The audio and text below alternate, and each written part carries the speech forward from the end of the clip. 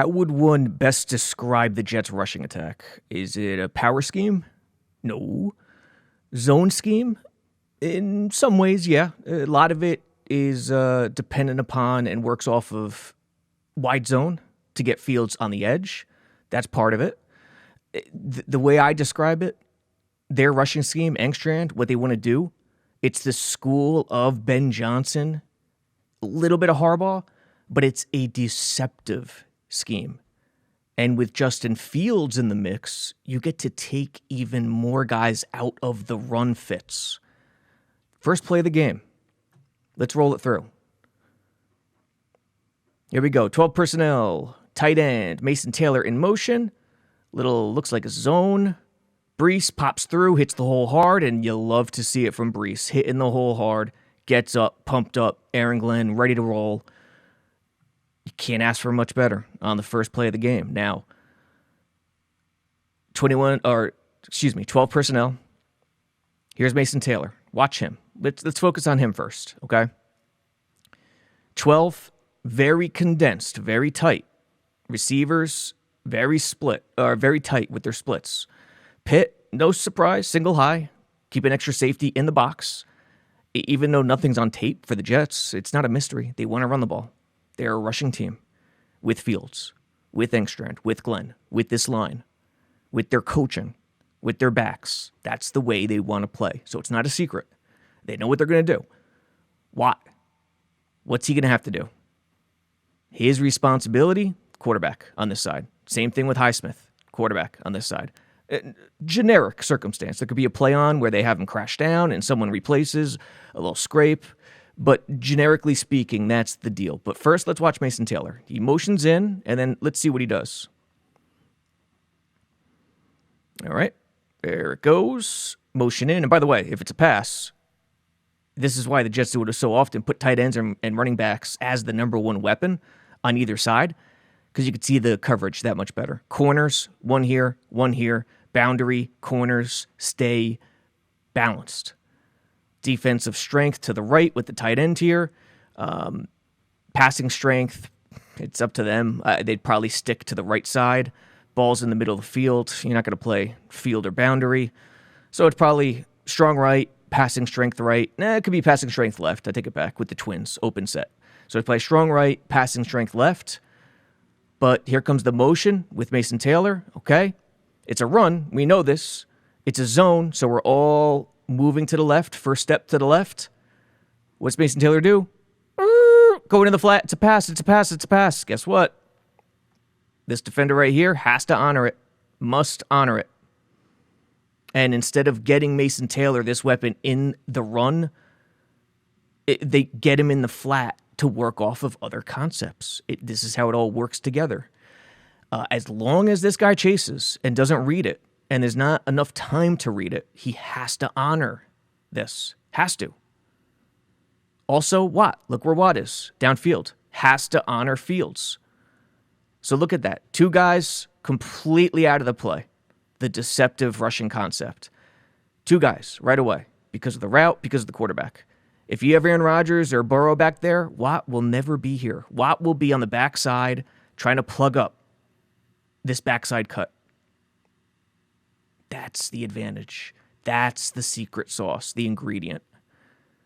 And you just love it. And also, let's watch the O-line. Look at the push they get. This is what's so crazy and maddening that they lost this game. Look at the line of scrimmage. 35. Watch the push.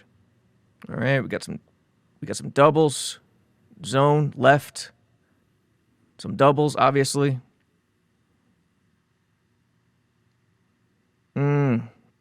Look at where everyone is. 2 yards downfield, all the way to the left. In his own concept, it's not about power. It's not about bully. It's about the mental game. It's about moving guys. It's about trying to disrupt balance and lanes. And if someone's trying to resist one way, you push them the other way. And trust that your running back is going to see it and read the hat and plow forward, use his hips, use his elusiveness, and find the hole. That's what it's about. So it's not only deception with the quarterback, having to respect him, throwing guys out in routes. It's brain power and some semi deception in terms of moving guys in an unnatural way into an unnatural spot in which the defense doesn't think you're going to do. It's because defenses, they're taught to resist, and fronts are taught to resist. If the down block's coming on a counter or a power, and you're getting wiped down the line one way, you got to step into it. You got to feel it. You got to resist. If you know the combo is going to come at you, if you're in a 3-tech, you got to resist. You got to maintain that spacing. Watch Tippmann here, folks.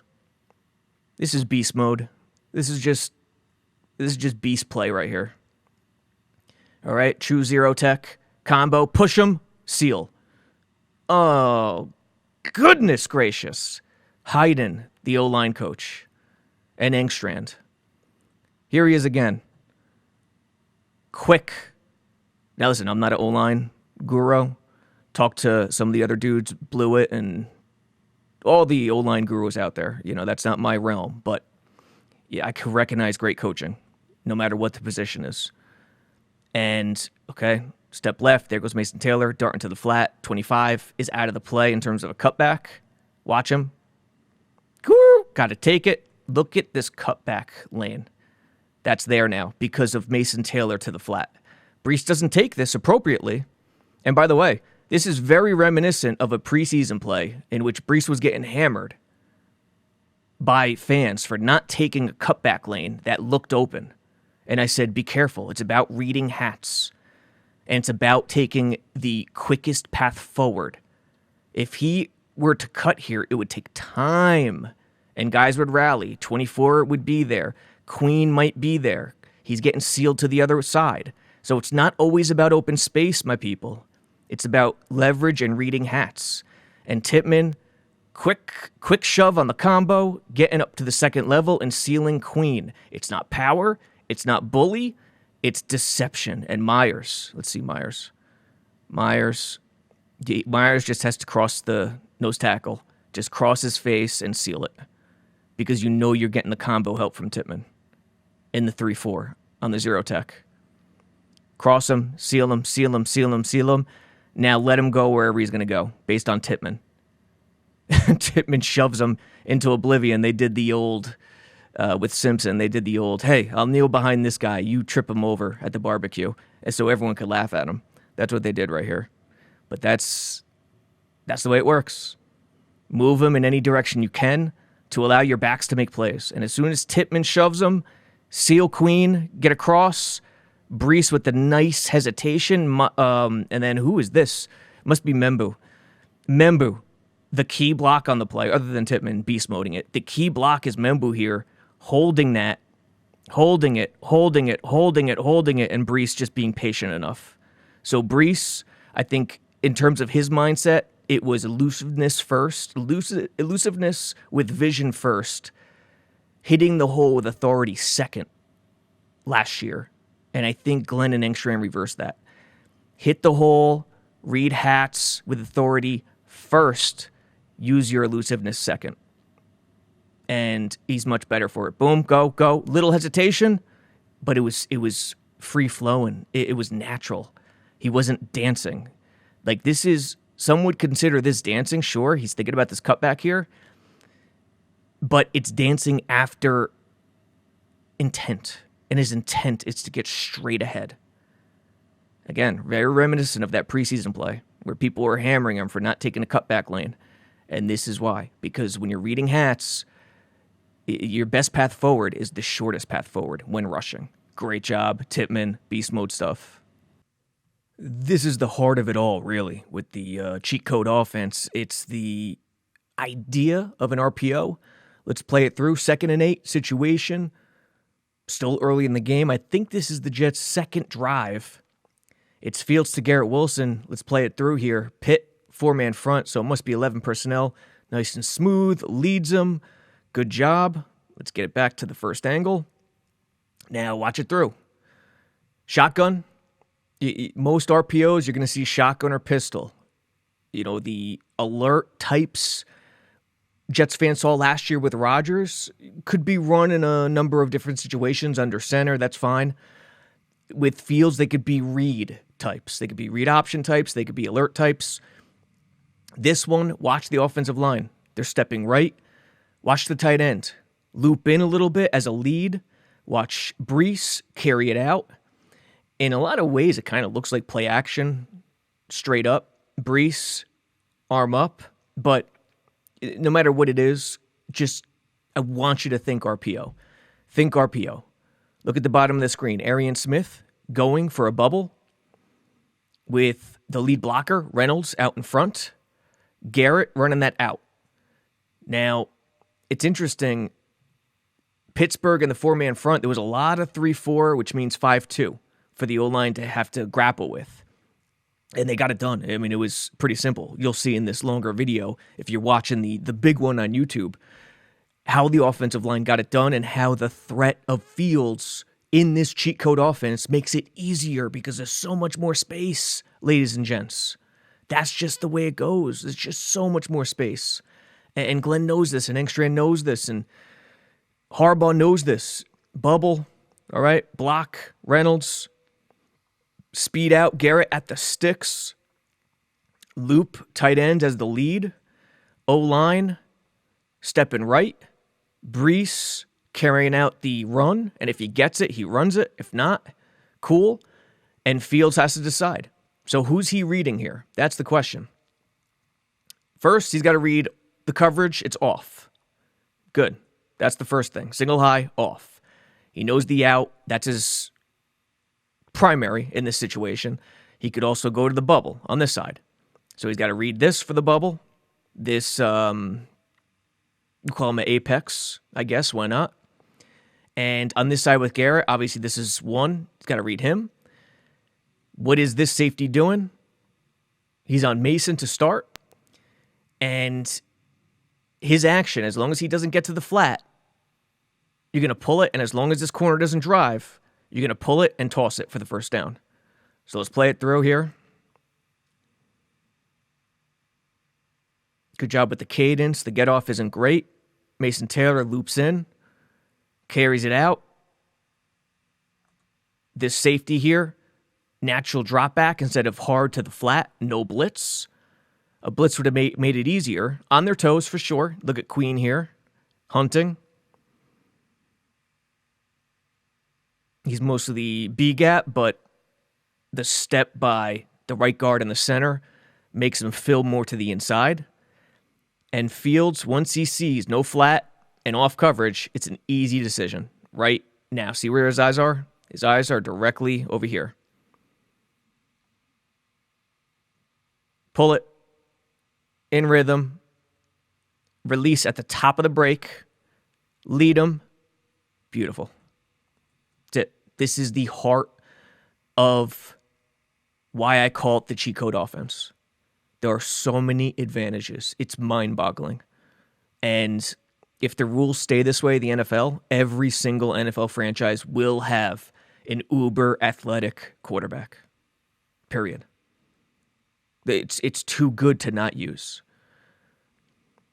All right, so four-man front here. 3 tech. Call it a 2-eye, I guess. That's fine. Standing on the outside. So for those who want to get technical, 2-4-5 nickel. Single high. Here's the strong safety. And here we go. Full speed. Pull it. He didn't even have to put the ball in the belly or even come close because he knew where he was going all the way. And again, I mean, do I know it's an RPO for sure? No. It could have been just a classical play fake with the line selling it. But it doesn't matter. For our purposes, think RPO. This is what we're trying to drive home. This is the RPO. And let's see. Do they leave the edge naked? Let's see if they leave Highsmith naked on this side. Or does Fashanu step out? If Fashanu steps out. So, yeah, RPO most likely. And Fields reads it nicely. And it'll give defenses fits. And for Glenn, who's a DC, he understands. And I firmly believe that's why he chose Fields. the number one reason, other than his character and all that good stuff and his improvement and leadership and toughness. But this is the deal. We have to start at this position, this offense. Here's the Braylon Allen touchdown, and you gotta love the offensive line bullying them in, especially after not converting the 2-point conversion. They had a chance to bowl them over with the ridiculous NFL rules they have now, allowing the push of the runner. But Jets are going to take advantage of it this year, like Philly does, as they should. Let's play it through. And this is an example. No, it's not a read option. We'll see from the other view. The edges are blocked. None of them are naked. But it still helps. The cheat code offense forces them wide. Look at Highsmith and Watt. And we'll see. But let's run it through real quick. 8-yard touchdown run. This one's all straight ahead. This one's bully. This one's power. Not much deception going on. You love it. So you love they can get it done, especially when Pitt is expecting run. Beck lines up in a fullback, H-back type position on the strong side. And that's really loading it up. That's outnumbering the defense. That's what this look is. Make no mistake about it. Pitt, what are they going to be in? Single high. Duh. I mean, load the box. That's what we saw all game. That's what we're going to see all season. And Engstrand knows that. Again, look at where the edges are, how wide they are. It's a big deal. Reynolds, watch what he does. Beck, see where he goes. Okay? Garrett at the bottom, just running him off. Combo, straight ahead. Membu sort of loses his footing. So good job by that D tackle there. Who was that, Hayward? I don't know. Membu sort of loses his footing, and they still get it done. Oh, he goes right to the second level. Membu. Not clean through. I don't know if Membu was trying to get a piece of that D tackle or not, or if he's going straight to the second level, to be honest. I don't know. And then what does Beck do? Yes, he takes... I think he was going straight to the second level, which is interesting, to say the least. Beck cleans it up. Membu pushing Queen back. Excellent job. And Braylon with that one cut there. Fields carrying it out like it's a read option.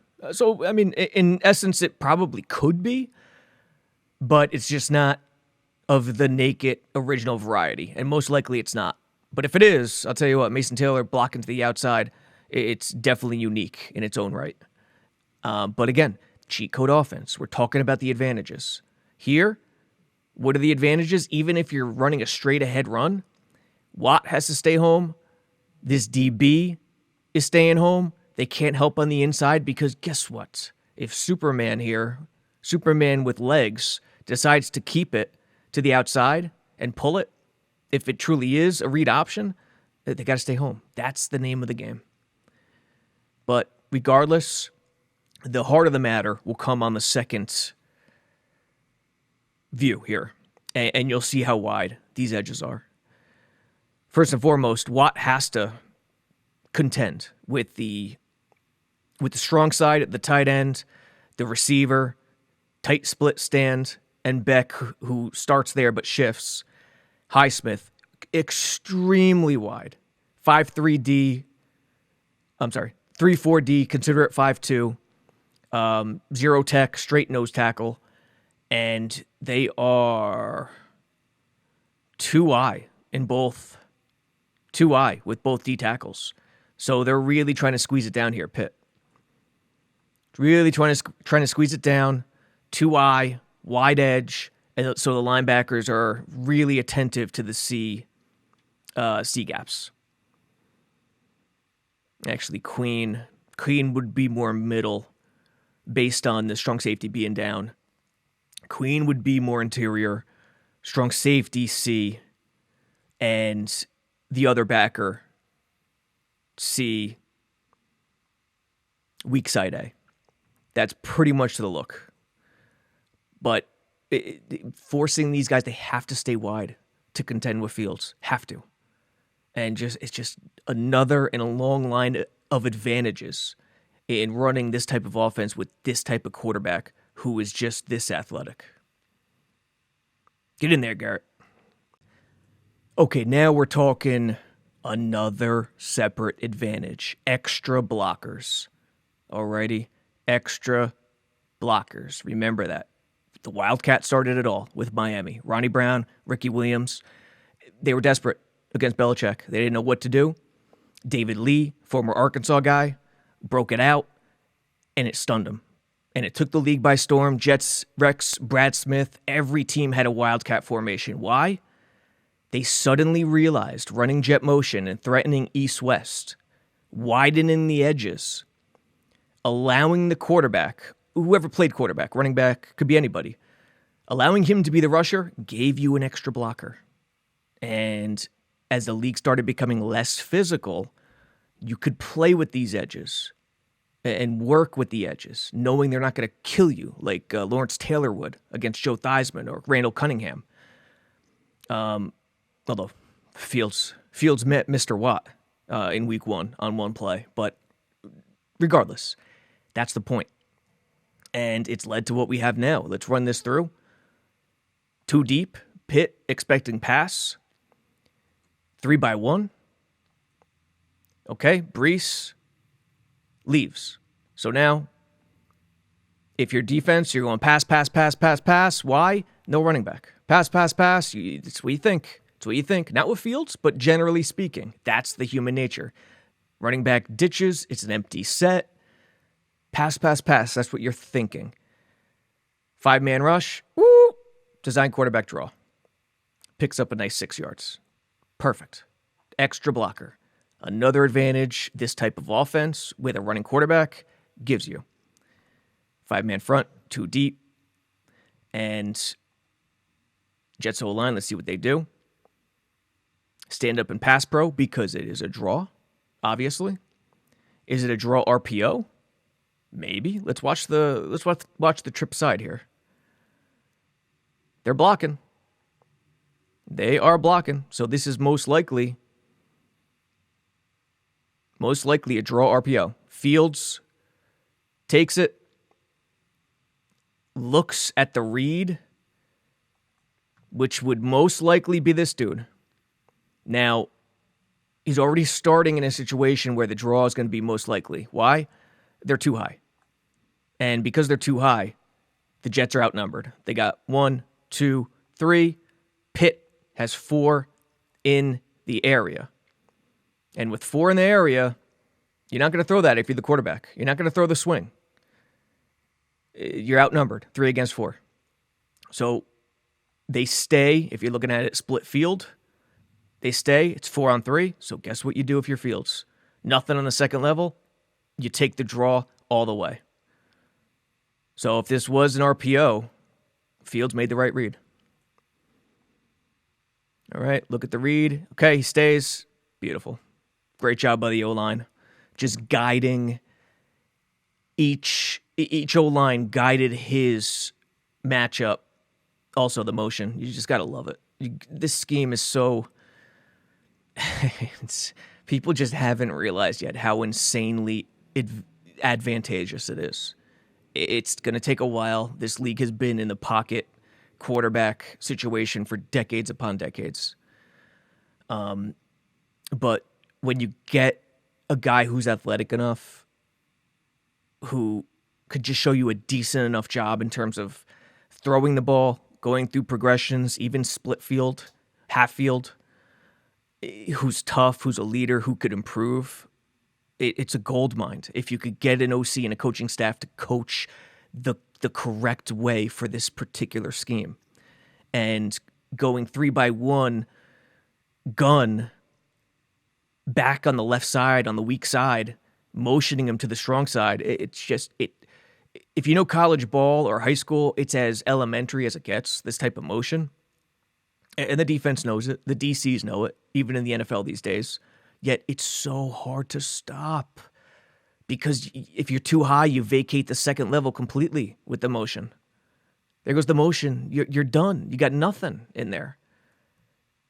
The only way you have something in here is if you're 1 high. Or you go 4-man front, which Pitt goes 5-man front and a 5-man rush. But, that's part of the game. And giving the quarterback options in real time in terms of not just the passing game, but combining the pass and the rush while allowing him to be a part of it, that rushing attack, the designed rushing attack, I should say, it's so indefensible at times. Now, watch Myers. Okay, everyone, O-line, draw. So based on the starting point, you're going to try to keep that inside free. Try to keep the inside free. Let everyone make the move to the outside. And this is what Hayden coaching it. It's run blocking out of a draw. So it's run blocking out of pass pro. The worst thing you could do is overcommit to the outside in this situation. So stay inside. Simpson, stay inside. Tippmann, stay inside, stay inside, stay inside. Even the tackles. They want to go downhill, let them go downhill. They won't because they can't do it against Fields, and we'll get into that in the larger breakdown, which is coming out Friday. And they know that. You can't get behind the quarterback. You can't allow him to run. It's got to be responsible rush lanes. So stay inside and just guide them away. And all Fields has to do is read this. This is the only thing he has to contend with in terms of running. First, read the RPO, swing, screen to Brees or draw. He takes the draw and he just reads this hat. And whichever way the hat goes, he goes the other way. And then, boop, he's gone. 6 yards. It's just easy. Love it. Okay, 1st and 15 here. We laid out the read option, how edges have to stay wide, and Fields reads it. Okay, if the edge crashes, he takes it and gets him to the outside. An example of that is coming. If he stays home, there's much more space on the inside, on the interior for Hall and the running backs to operate. This one is a little different. What if the defense changes the responsibilities? Now, here we go. Oh, the old pony look where the dual halfbacks are in the backfield. Jets fans love this. 21 personnel, but not with a fullback. 21 with 2 halfbacks in the tight end. Let's go. Split, gun, motion's coming. All right, there goes Watt, crashing. He still couldn't get to him. Brees lightning that dude. He's got some juice this year, folks. I thought the Jets traded him already. Here we go. Split, gun. Watch Watt. Okay, let's highlight him. Let's get that yellow out. Watch Watt, what he does. Watt, usually he's got to stay home. Now, Pitt, 4-man front, 2-4-5, 2 deep. 1st and 15. You're going to run, 2 against 2 deep. I'd be shocked if the Jets throw 1 pass against 2 deep all year, unless it's, end of game situation and trying to catch up. They're going to run it constantly against this look. But watch Watt. Coming in, squeezing. There he goes. Now, the cadence, that's one thing. I want the Jets, they got to work on the cadence a little bit because this get off by Watt timing it, we got to try to mitigate that. But anyway, Braylon Allen goes in a swing look. Reynolds is blocking. Mason Taylor, is that Taylor or Ruckert? I'm not sure, but let's draw it up real quick. Braylon, swing, Taylor, flat, Reynolds, okay? And then Brees, I don't know what kind of rush concept it is. We'll see. Going handoff. And Fields is going to have to read the edge. All right. Watt, ducking down. Now, you normally, if you're Fields, you see Watt crashing. You would take it. You would keep it. You would pull it. Or you would look for the swing and throw it on the swing. You would never throw the swing here. I don't even know if it's truly in play. It could just be a disguise. It could just be read option. No RPO. Not totally sure, but if it was RPO, no way he's going here. Totally outnumbered with the 2 high. 1, 2, 3. Tight end having a hell of a job to get to the flat here. So you're just not doing it. If it's forget RPO. Read option, you'd usually pull this. Why doesn't Fields pull this is the question. Brees, great job. Watt has a head start, doesn't have QB responsibility. It doesn't look like it, and still can't get there on the backside. He did a bunch in this game, not here. 1st and 15, and Brees goes bananas. This is why Fields handed it off. Watt, Pittsburgh exchanged responsibilities. Watt crash, Queen scrape, has QB keep responsibilities. Watch. There goes Watt. There goes Queen. See that? So now Queen, guess what? Their best tackler, leading tackler, completely out of the play because they wanted to free up the edge, Watt, to try to make a play on 1st and 15. And it makes sense. As a DC, 1st and 15, maybe the Jets are going to pass it here, standard drop back. And if they do that, let's free up Watt to go one-on-one, try to get the quarterback. It burns them here because it takes 2 guys out. Queen has to stay home to Fields, and Watt chases from the backside and can't get there. So that's not just 1, that's 2. So how are the Jets picking up 18 or whatever the hell it was, yards on 1st and 15? This is the reason, the deception, taking guys out of the run fits. Cheat code, folks, cheat code. There goes Braylon. They bump. Watt, crash. Membu ignores him, betting that Brees could and Brees sees him at this point. He knows he can't mess around. He's just got to hit it hard, and he's got to rely on the left side of his line. And Fields appropriately hands it off. He saw it. Kudos. He saw it all the way. So in certain situations, it's not always about the edge, folks. It could be exchange responsibilities, and this is a perfect example of it. But from a Jets point of view, the cheat code offense, just yet another example of taking guys out of the run defense. This is the stuff that drives you nuts as a defensive coach, ladies and gents. Even when you play it semi-well, the read option, and this happens, you want to hang yourself. Oh! If your QB is that athletic and that fast, again, the things you have to do defensively to contend with this scheme is bonkers. Yet Fields knows if the edge is even, he's leaving. And there's Watt. It's not the worst position. It's not the best. He's cheating a little bit. But still, I mean, it's beautiful. Let's watch it here now. Let's get the shift motion out of the way. There goes Taylor on the move. All right, now the 3-4 and Watt is a little tighter, hugging it a little bit. Again, single high as usual. Safety up top. There's the other safety in the box. Okay. Zone to the left. Mason Taylor. One left step. And notice the detail on this, folks. Taylor, you could understand if he just goes in motion, right? Back this up.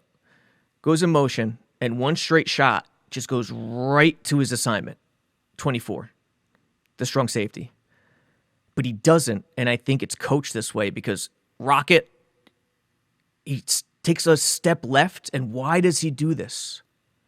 Why? To get this edge, who is Watt, to creep to the inside. See that detail? One rock, one inside step could mean the world of difference for the quarterback responsibility in the zone read, which is going to be Watt here. And that may have been it that did it. So there goes Taylor. One step to the left, right to the second level, to his responsibility. And at this point, Watt is just too far inside. And it's not crazy inside. It's just against Fields, it's too far inside. So, kudos. Engstrand, Hayden, excellent little detail there with that first step being inside before Mason Taylor gets to the outside or to the second level to his blocker. And again, if you're even, I'm leaving. That dude is just electric. Yeah, I mean, if we're going to talk about this offense and Fields, we got to show this play. Boring, not much to break down, sure, but that's a 2-yard sneak, folks. It's not inches, it's not 1 yard. It's 2 yards. Maybe even 3.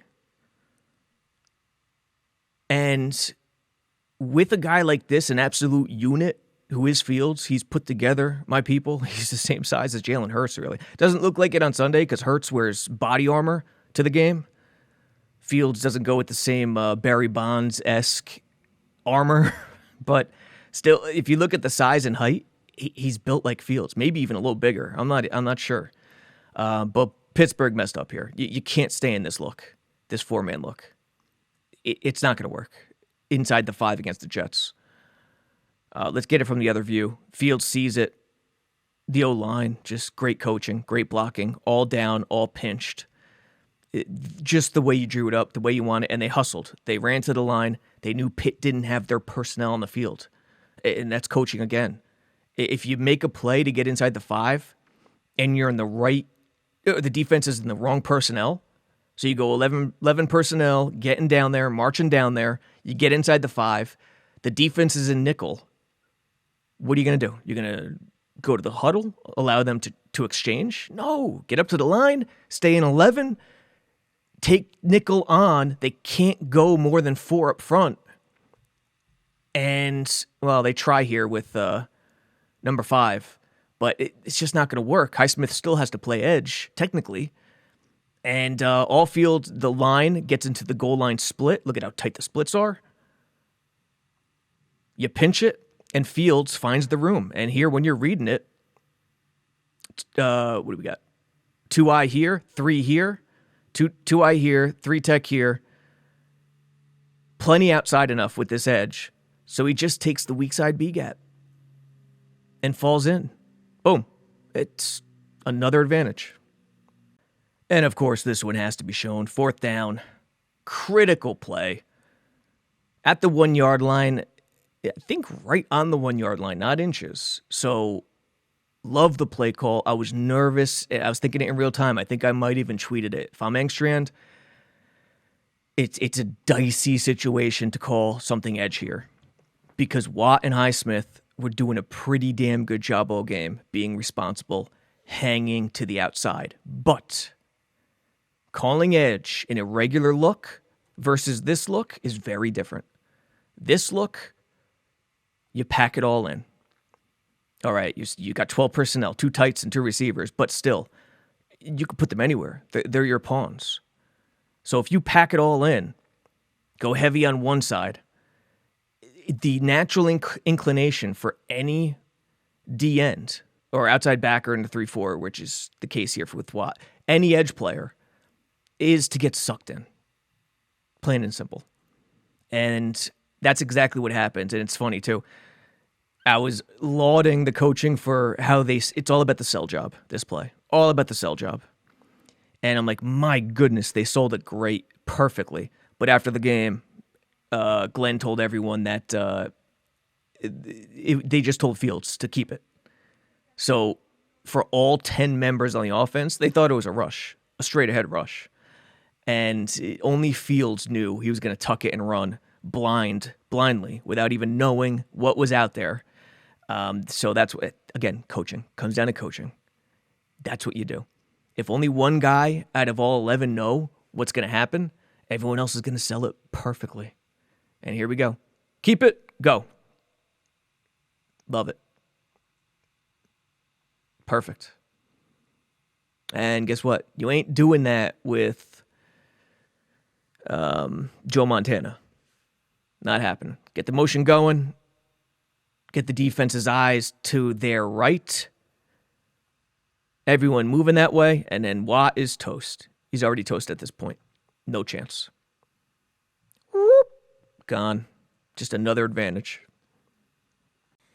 Let's switch to the passing advantages. And yes, there are a bunch of those too in the cheat code offense.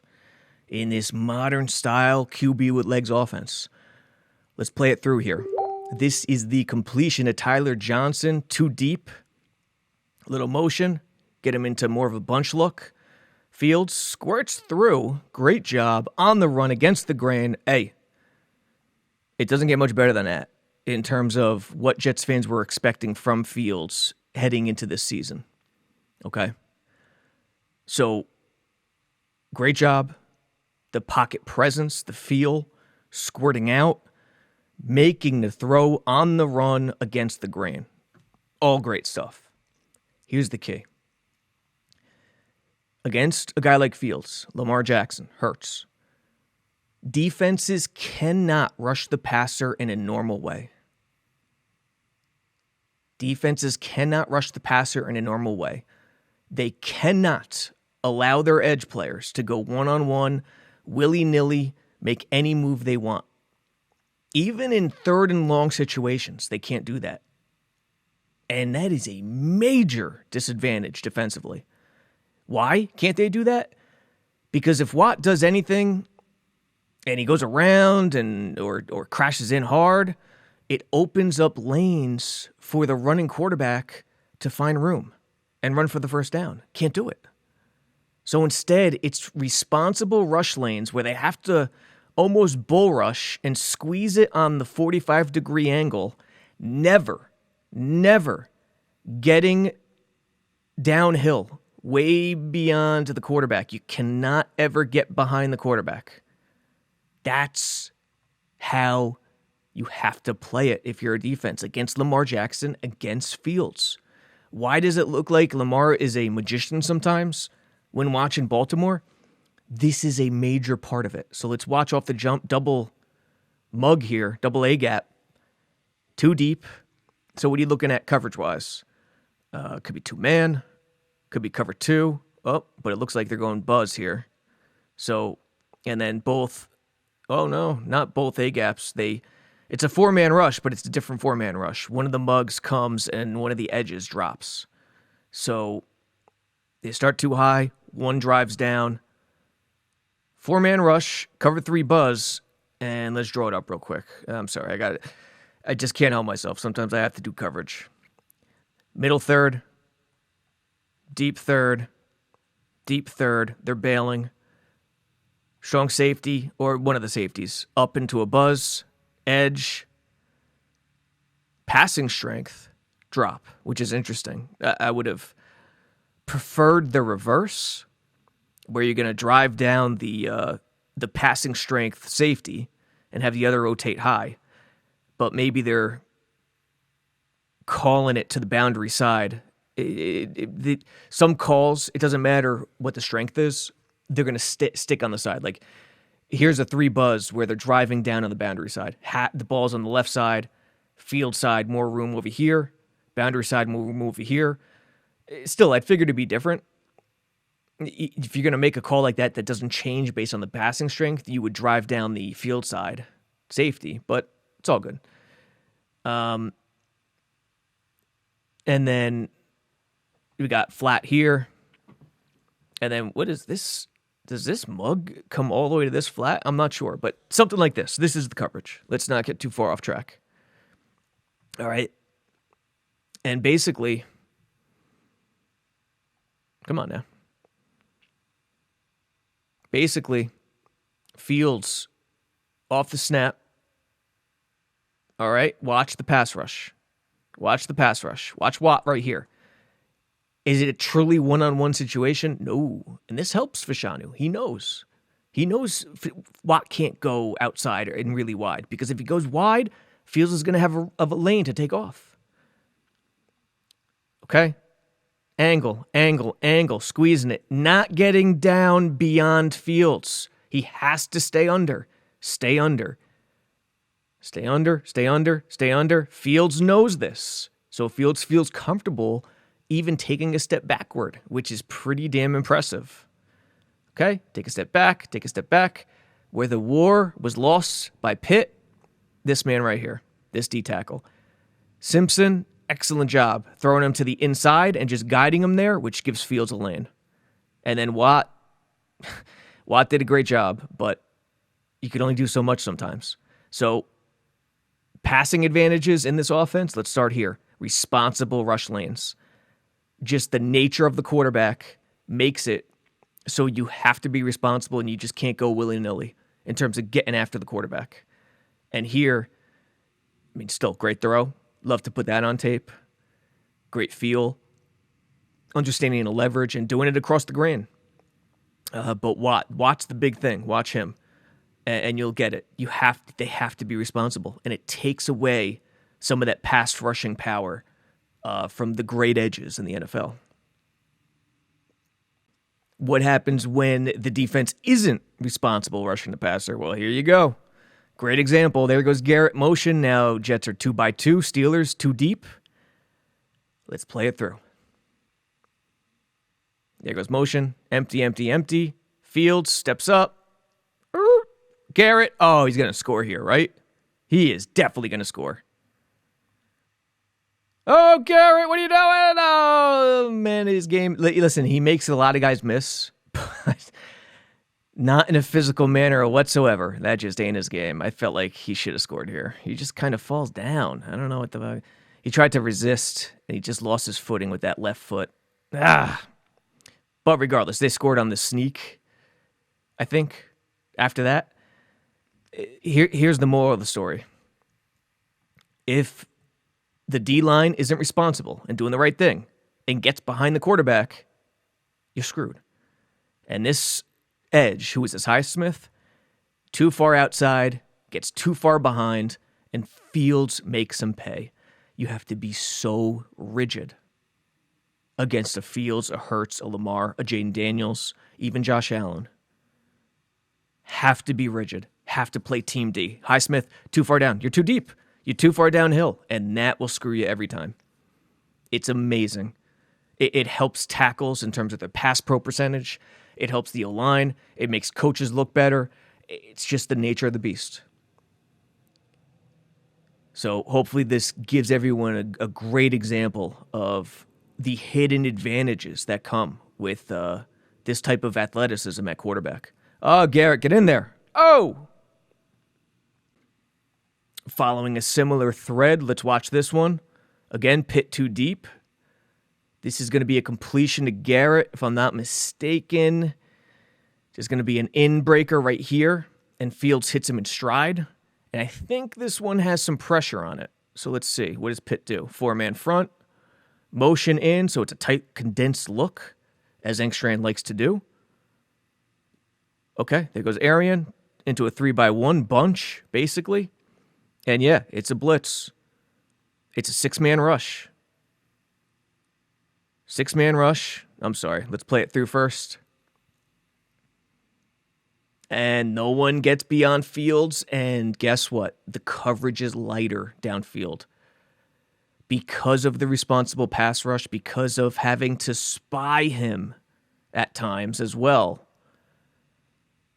You take guys out of the coverage. Spies take guys out of the coverage. Responsible pass rush takes guys out of the pass rush. It's not just one or the other. It's a double whammy. Technically, there's no spy on this play. I mean, there is, but there's no traditional classic spy. Jalen Ramsey here at the bottom. Is that Ramsey 5? I think so. He blitzes. Now watch Ramsey. Watch how responsible he is on the outside. Okay?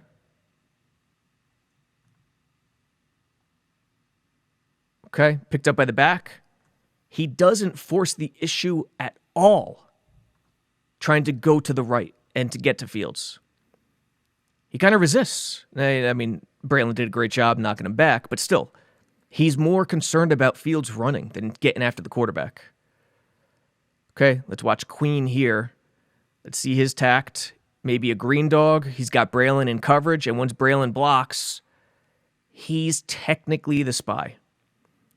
The linebackers are technically hybrid spies, where Queen has Braylon, this linebacker has the tight end, and if they stay in the block, they're green dog. They're not chasing at the quarterback fully, but they're contained responsibility hybrid spies.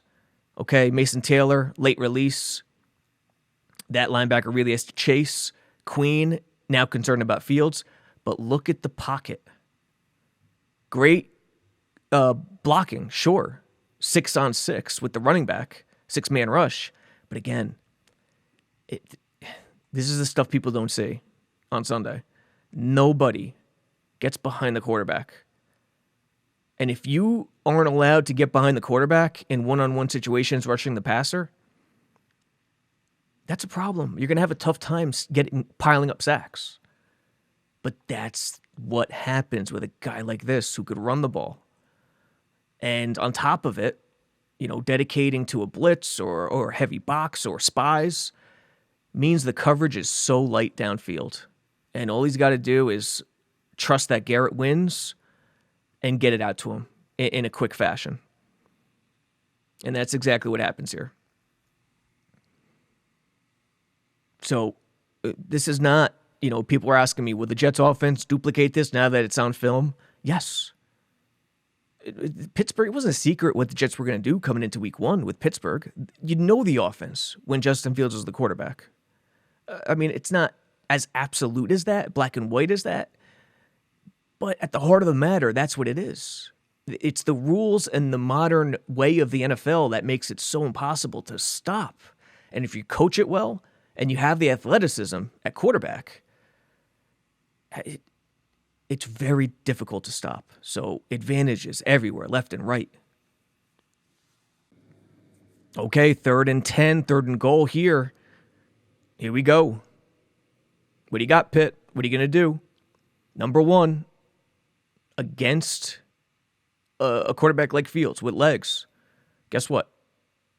Zone is preferred way more than man. Why? Because you could have your eyes on the quarterback. In man, you're going to turn your backs, all that jazz. In the red zone, it's a lot easier because you're going to play zone match.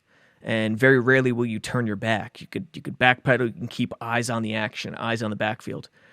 Let's watch it. This is a lesson to be learned in terms of coverage and pass rush. Whoop! There he goes. Unreal. Almost scores. It leads to his own touchdown, pulling it and getting to the outside.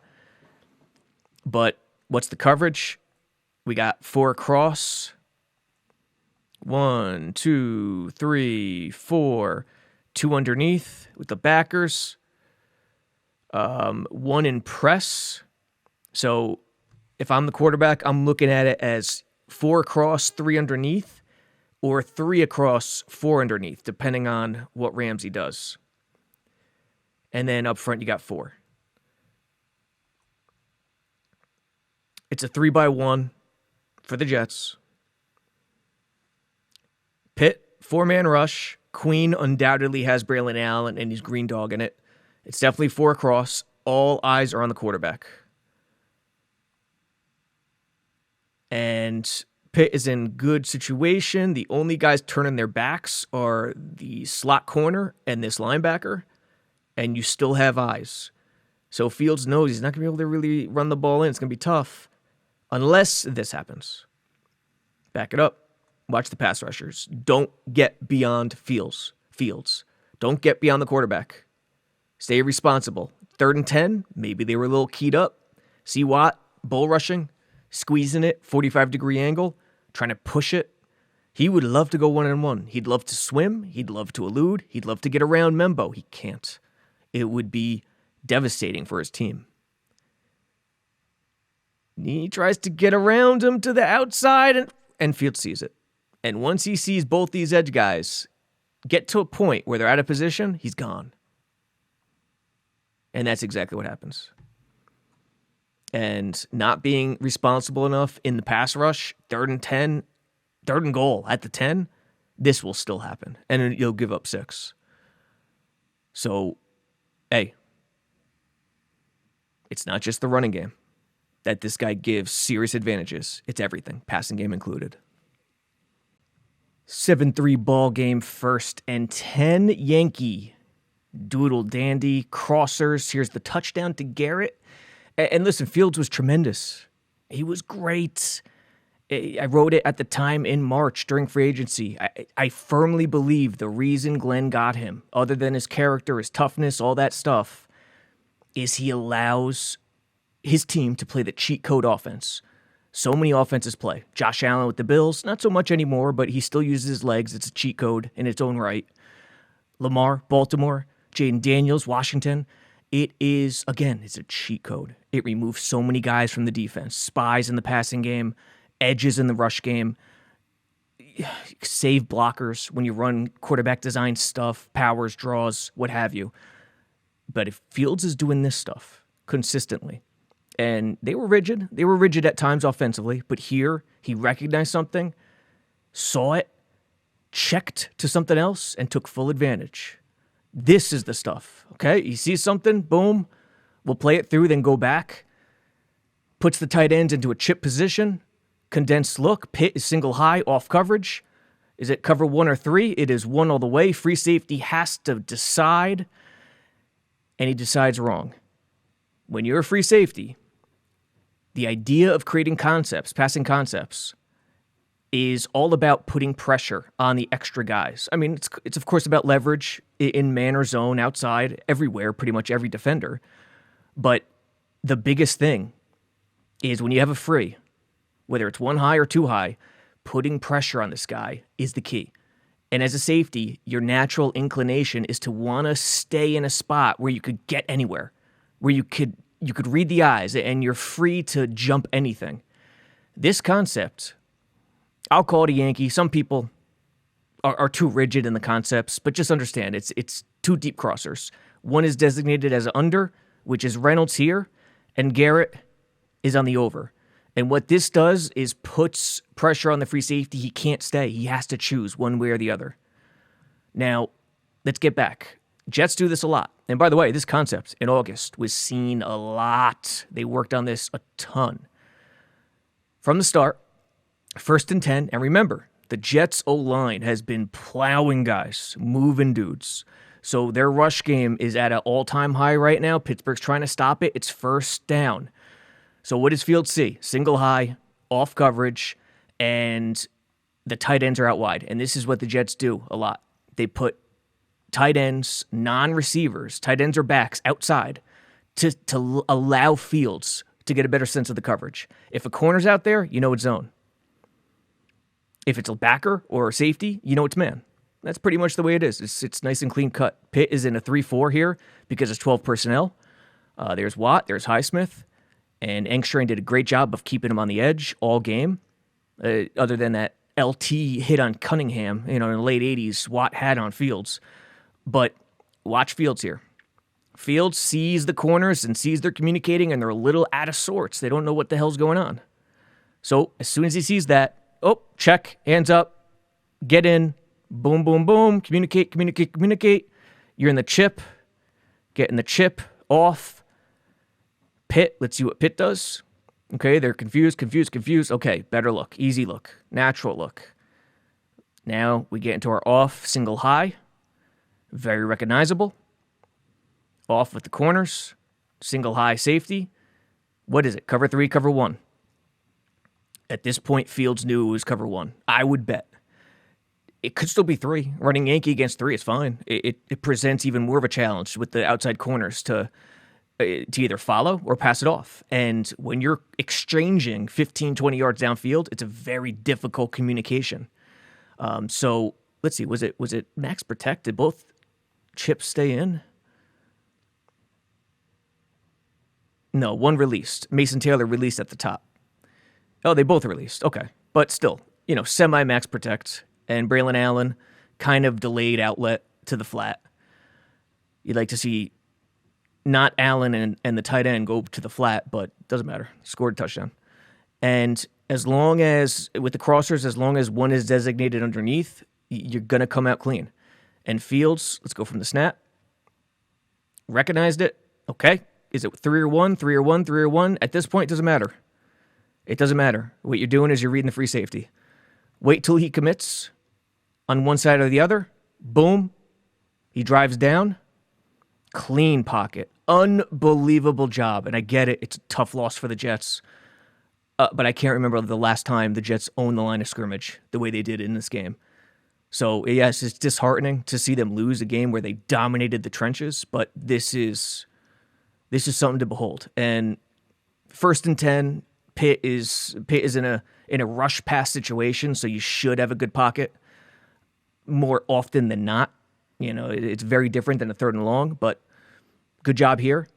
And as soon as this free safety drives down to take the under, Fields knows he's got it, and he just has to hit him with timing. Hit him with timing, get it out to him, and it's going to be easy. Decides right now. Perfect. Read that safety. He drives down. Boom. Lofted up. The pre-snap stuff, that recognition. And again, I think Rodgers controlling the line of scrimmage really hurt the Jets' pass coverage.